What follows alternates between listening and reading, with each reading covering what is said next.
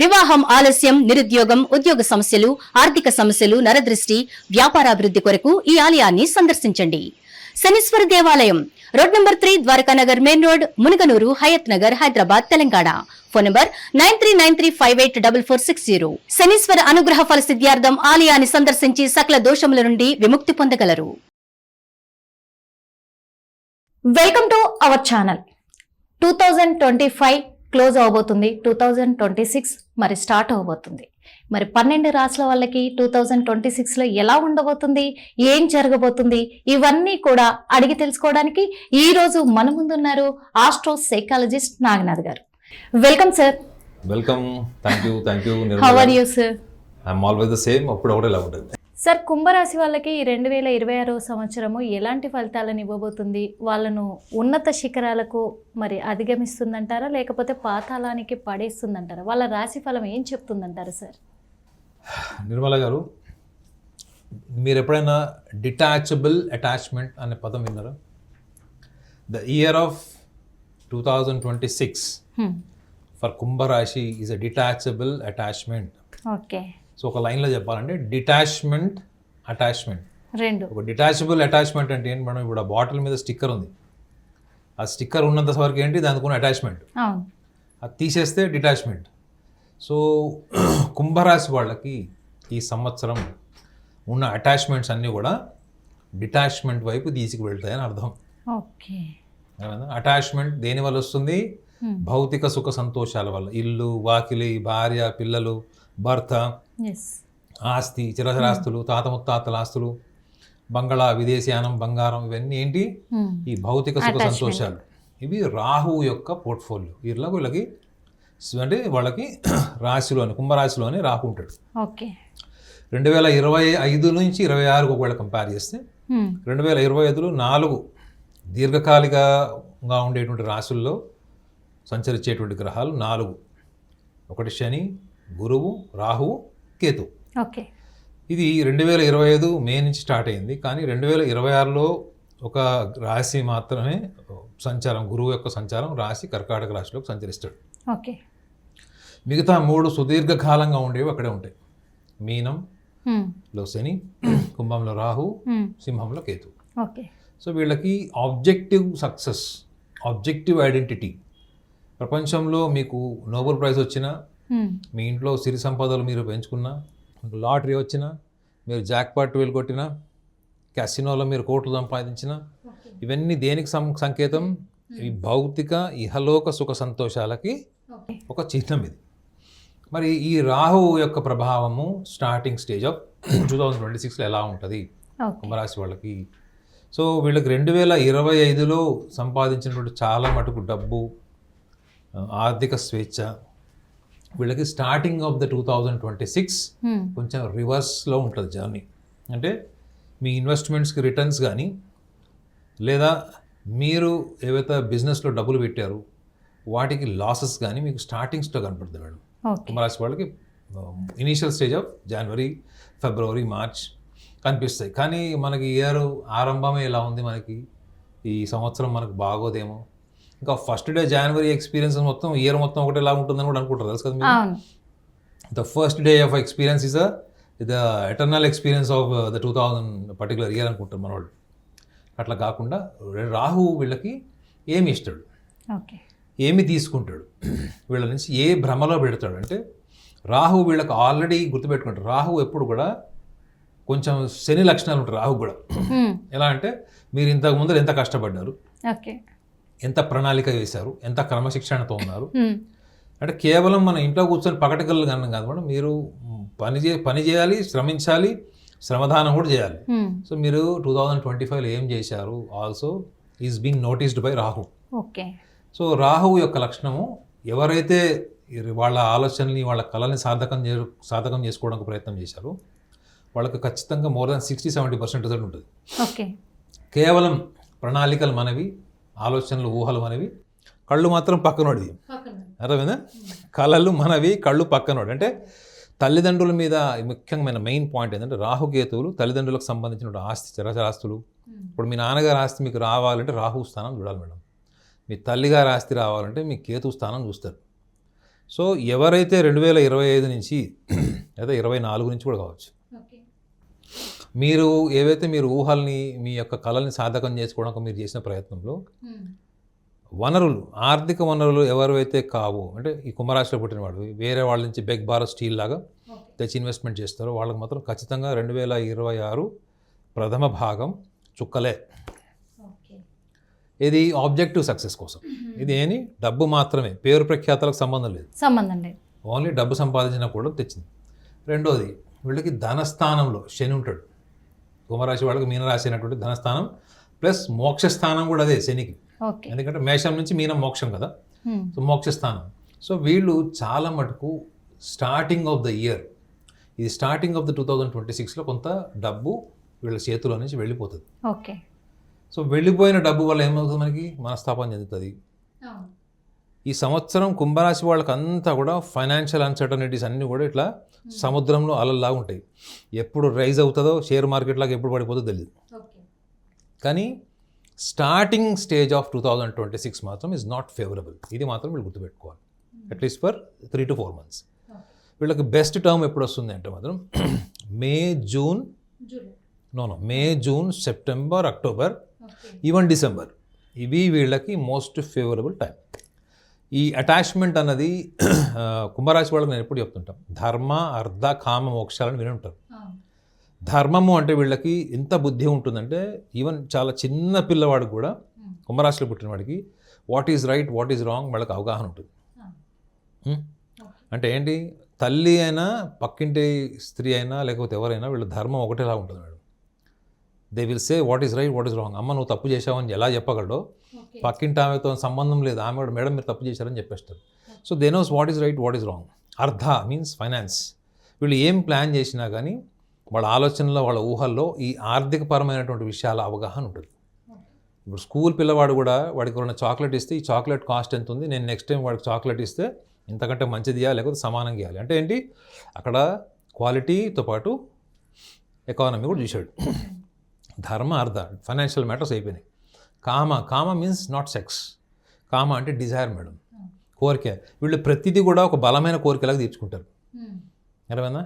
ఒక కారు కొన్నా, ఇల్లు కొన్నా, విదేశాలకు వెళ్ళినా, చదువు చదివినా కానీ అదొక స్ట్రాంగ్ డిజైర్ లాగా తీసుకుంటారు. అంటే అర్థం ఏంటి, దే ఆర్ వెరీ స్టిక్కీ, అంటే చాలా మొండి పట్టుదలతోనే పనిచేస్తారు.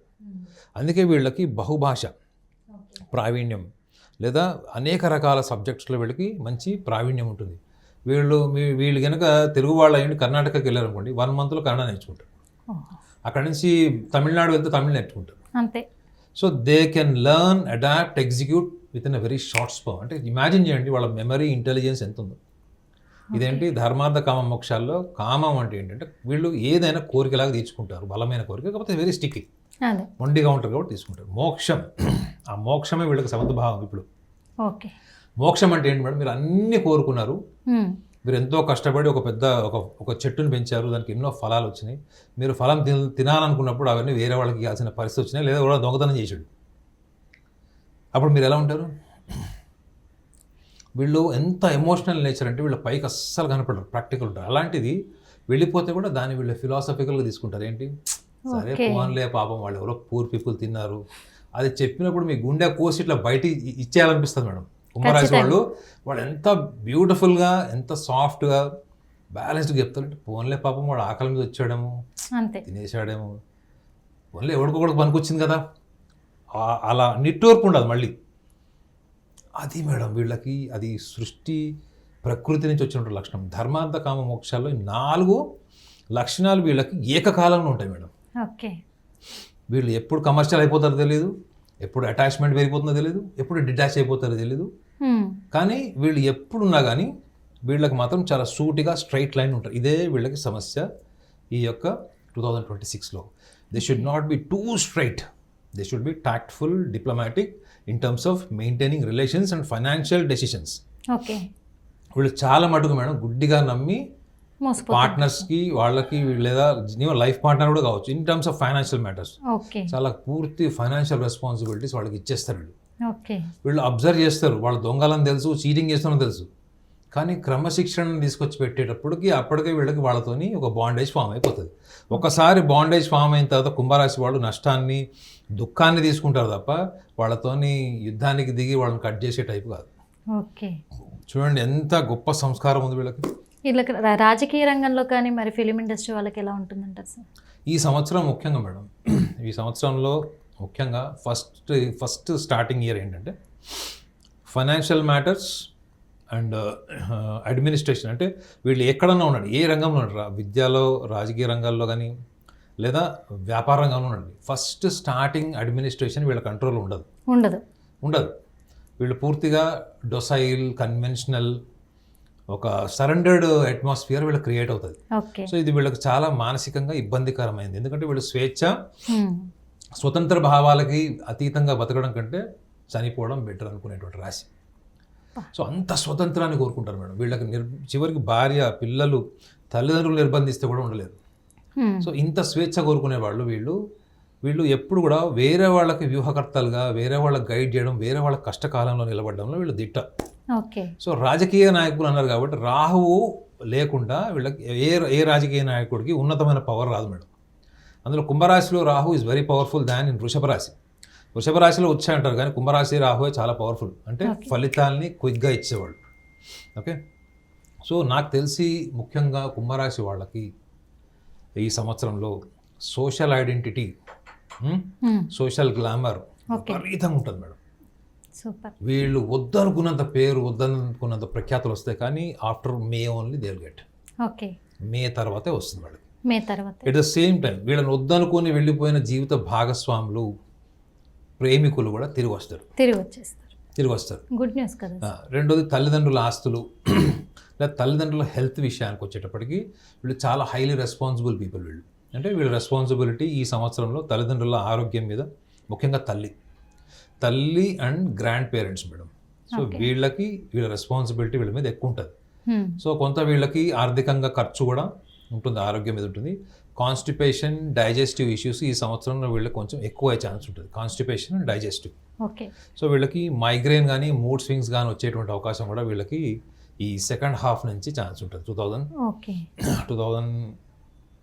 2026 జూన్ తర్వాత వచ్చే ఛాన్స్ ఉంటుంది. విద్యార్థులకు మాత్రం ఖచ్చితంగా, విదేశాలకు వెళ్ళేటువంటి విద్యార్థులకు మాత్రం ఇనీషియల్ స్టేజెస్లో కొంచెం ప్రతికూలంగా ఉన్నప్పుడు కూడా, బట్ గ్రాడ్యువల్లీ వీళ్ళకి అక్కడికి వెళ్ళిన తర్వాత అక్కడ సెటిల్మెంట్ ఇష్యూస్ కానీ, ఆల్రెడీ అక్కడ వీసా ప్రాబ్లమ్స్ కానీ, లేకపోతే ఇంకేమైనా extension of visa, staying in abroad, ఇవన్నీ కూడా ఇష్యూస్ వీళ్ళకి క్లియర్ అయిపోతాయి. ఉద్యోగం చేసుకునే వాళ్ళకి, ముఖ్యంగా ఉద్యోగం చేసుకోవాలనుకునే వాళ్ళందరికీ లేదా ఉద్యోగం చేస్తున్న వాళ్ళందరికీ కూడా ఈ సంవత్సరం వాళ్ళకు అనుకూలమైనటువంటి దశ. ముఖ్యంగా చెప్పాను కదా మేడం, మే నుంచి వీళ్ళకి ఖచ్చితంగా మంచి గుర్తింపు వస్తుంది. కుంభరాశి వాళ్ళకి డబ్బు కన్నా ఎక్కువగా గుర్తింపు ఇష్టం మేడం. కుంభరాశి వాళ్ళకి డబ్బు కంటే ఎక్కువగా పేరు, గుర్తింపు చాలా ఇష్టం. ఎందుకంటే వాళ్ళకి అదొక సంతృప్తి క్రియేట్ అవుతుంది. సో మిగతా అన్ని విషయాలు కూడా వీళ్ళ లైఫ్ 2026 బ్యాలెన్స్డ్ ఉంటుంది. నేను మళ్ళీ ఒకసారి చెప్తున్నాను, డిటాచబుల్ అటాచ్మెంట్ అంటే, ఎందుకంటే ఈ 2026 అనేది వాళ్ళకైతే ఒక శుభసూచకమే అని అనుకోవచ్చు. ఈ శుభసూచకమే వీళ్ళకు కంటిన్యూ అవుతుందంటారా? ఈ శుభసూచకం కావాలి జరగడానికి ఇంకేదైనా సూచనలు ఉన్నాయా సార్? మేడం 2026 ఎందుకంటే it is a very broader term. ఏంటి డిటాచబుల్ అటాచ్మెంట్ అనేది చాలా ఒక బ్రాడర్ టర్మ్. అది అంటే వీళ్ళు దేని నుంచి అయితే ఐడెంటిఫై అయిపోతారో, గత కొన్ని సంవత్సరాలని దేని అయితే ఐడెంటిఫై అయిపోయి దేని తర్వాత వీళ్ళ గుర్తింపు ఇదే సర్వస్వం అనుకుంటారో, దాన్ని ఈ సంవత్సరంలో వీళ్ళు కొంత భాగం వదులుకోవాల్సి వస్తుంది. అంటే వీళ్ళ ఎమోషనల్లీ వీళ్ళు ఈ సంవత్సరంలో ఫస్ట్ హాఫ్లో వీళ్ళు చాలా పెయిన్ఫుల్ లేదా కొంచెం బాధాకరమైనటువంటి జ్ఞాపకాలు వదులుతుంది. అయితే వీళ్ళకి గుర్తింపు రావడం వల్ల, ఉన్నతమైన గుర్తింపు, కొంచెం సక్సెస్, ప్రోగ్రెస్ ఉండడం వల్ల వీళ్ళకి మళ్ళా నేను చెప్పా చూడండి, ఆ లాస్ట్ భాగం చూడండి, మోక్ష భాగం, ధర్మార్థ కామ మోక్షాల్లో మోక్ష భాగం, అది వీళ్ళకి ఒక రకంగా చెప్పాలంటే సెకండ్ హాఫ్ ఆఫ్ ద 2026 వీళ్ళకి జర్నీస్, ఎస్పెషల్లీ పిలిగ్రిమేజెస్ కానీ, ట్రావెలింగ్ కానీ, దూర ప్రాంతాలు, ఇట్లాంటి ట్రావెలింగ్ చేయడం వల్ల కూడా వీళ్ళ సైకలాజికల్ ఎవల్యూషన్ జరుగుతుంది. లేకపోతే వీళ్ళకి నిజంగా వీళ్ళకున్న గ్రహస్థితిని బట్టి చూస్తే శని ప్రభావం ముఖ్యంగా వీళ్ళకి ఆఖరి దశలో వీళ్ళకి ఏలినాటి శని మేడం. కుంభరాశి వాళ్ళకి ఆఖరి దశ, మేషరాశి వాళ్ళకి ప్రథమ దశ, ఓకే, మీనరాశి వాళ్ళకి మిడిల్, మధ్యమ దశ. సో వీళ్ళకి కుంభరాశి వాళ్ళకి ఏంటంటే ఈ పంచమ భావంలో ఉన్నటువంటి గురువు లాభస్థానాధిపతి ధనస్థానాధిపతి కూడా గురువు వీళ్ళకి స్టార్టింగ్ ఆఫ్ ద ఇయర్ వీళ్ళకి మిథున రాశిలో ఉండడం వల్ల ఈ ఫైనాన్షియల్ అన్సర్టనిటీస్ ఇవన్నీ కూడా జరిగే ఛాన్స్ ఉంటుంది. వీళ్ళకి కోరుకున్న దిశగా వెళ్ళదు, వీళ్ళు ఒకటి కోరుకుంటే ఒకటి జరుగుతుంటుంది. సో ఇవన్నిటికీ వీళ్ళు చమరగీతం పాడడం కోసమే వీళ్ళు సెకండ్ హాఫ్లో వీళ్ళకి ఏదైతే కంటెంట్మెంట్ క్రియేట్ అవుతుందో వీళ్ళు ఇన్ని రోజులు వీళ్ళు ఏదైతే సర్వస్వం, ఏదైతే అటాచ్మెంట్, ఇదే సర్వస్వం, ఇదే జీవితం అనుకున్నవాళ్ళు వాటి నుంచి వాళ్ళు డిటాచ్ అవుతారు. అంటే ఒక రకంగా చెప్పాలంటే వాళ్ళే కర్మయోగుల్లాగా మారుతారు కుంభరాశి వాళ్ళే. ఓకే. ఎందుకంటే కర్మలు చేస్తున్నాడు, కర్మ ఫలితాన్ని చూసి యోగిలాగా అంటే ఏంటి, అన్నిటి మధ్యలో ఉంటూ కూడా వాటితో డిటాచ్గా ఉండేవాడు యోగి. సో ఈ సంవత్సరం వీళ్ళకి కుంభరాశి వాళ్ళకి ద ఇయర్ ఆఫ్ యోగిక్